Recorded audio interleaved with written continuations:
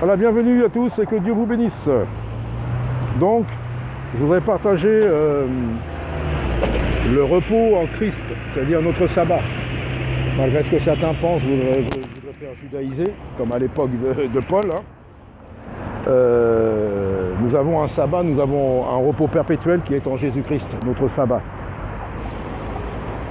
Quand Dieu a donné le sabbat à son peuple, ils se reposaient, c'est-à-dire qu'ils arrêtaient de travailler pour subvenir à leurs propres besoins, à leur corps, à leur nourriture, pour travailler, quoi, pour eux-mêmes. Et ils devaient se consacrer entièrement ce jour-là à Dieu. Et nous, en Jésus-Christ, Dieu ne nous demande pas de faire ce sabbat religieux, mais il nous demande de rentrer dans son repos. C'est-à-dire que c'est un repos perpétuel.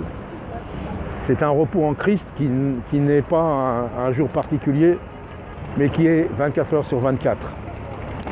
Et 24 heures sur 24, nous ne travaillons plus pour nous-mêmes. Nous travaillons avec le Seigneur pour les autres. Nous travaillons pour donner aux autres. Ce que Jésus nous permet d'avoir, ce qu'on peut partager, on le partage aux autres. Voilà le repos de notre sabbat, c'est ça. Quand Jésus, dans la synagogue, les jours de sabbat, il guérissait les gens, il était accusé de blasphème, il faisait du bien. Il ne blasphémait pas du tout le sabbat, il respectait le sabbat. Mais il faisait du bien. Mais les hypocrites et tout, ils disaient « Ah, il blasphème !» Alors il disait bien que votre cœur est mauvais. Vous faites tout par l'apparence.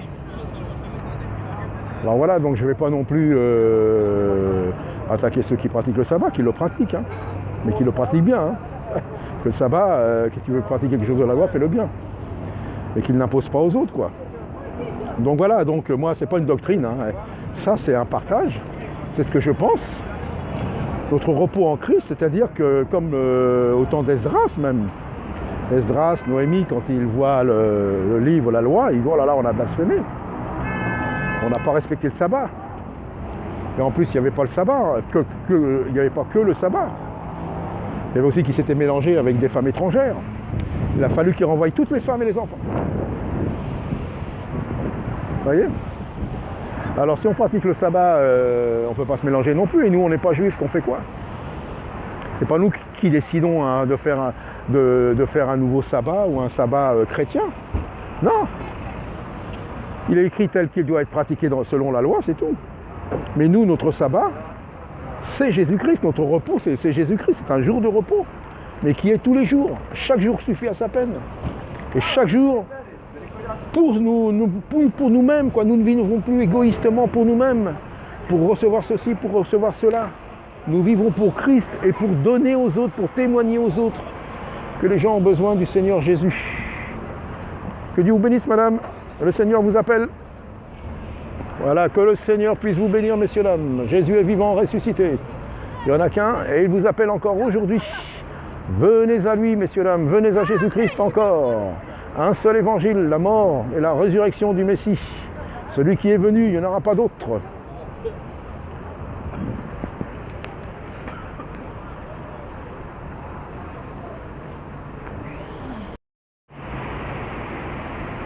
Donc pour conclure sur ce repos en Jésus-Christ, ce sabbat perpétuel, c'est là que les paroles de notre Seigneur Jésus-Christ s'accomplissent et ont une réelle puissance. Je ne m'inquiète de rien, je ne m'inquiète pas du lendemain, chaque jour suffit à sa peine. Je ne me dis pas mais de quoi je vais vivre, de quoi je serai vêtu, où je vais habiter. Je suis dans le repos de Dieu. Voilà les paroles de Jésus, ne vous inquiétez pas, ce sont les païens qui s'inquiètent. Donc voilà ce repos merveilleux, ce repos de sabbat, ce véritable sabbat, qui nous donne la paix et qui éloigne toutes les inquiétudes. Et ça, c'est vivre par l'esprit, parce que pour être vraiment dans cette paix, il faut plaire à Dieu. Et ceux qui vivent selon la chair ne peuvent pas plaire à Dieu, mais ceux qui vivent selon l'esprit plaisent à Dieu. Donc, ce repos est merveilleux. Aucune crainte, aucune peur. C'est ça ce repos en Christ, ce véritable repos. Donc voilà, je conclus, parce que c'est court, mais il vaut mieux faire court et le vivre. À bientôt, que Dieu vous bénisse.